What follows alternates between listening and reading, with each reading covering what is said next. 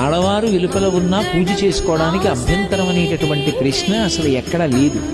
ఎందుకు లేదు అంటే పూజ అనేటటువంటిది ఎవరు చెయ్యాలి అంటే ఇంటి యజమాని చెయ్యాలి. ధర్మపత్ని సమేతస్య అనుంది కానీ ధర్మపతి సమేతస్య అని ఉండదు సంకల్పం.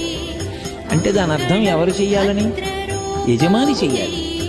యజమాని చేసి నేను పూజ చేసిన కారణం చేత నా పత్ని బిడ్డలు అందరూ సుఖంగా ఉండాలని యజమాని కోరుకోవాలి. కాబట్టి ఇప్పుడు ఇల్లాలు వెలుపల ఉంటే ఇంట్లో పూజ చేయడానికి అభ్యంతరం ఎక్కడుంది? అభ్యంతరం ఏం లేదు. ఆవిడ వెలుపల ఉంటే ఆవిడ కాదు కదా పూజ చేసేది, మీరు చేసుకోవచ్చు, ఏమీ దోషం రాదు.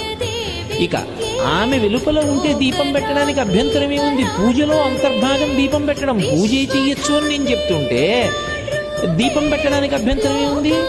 అభ్యంతరం లేదు. నేను ఇవన్నీ దేన్ని ఆధారం చేసి చెప్తున్నానంటే ఆవిడ వెలుపల ఉన్నారు అంటే ఆవిడ వేరే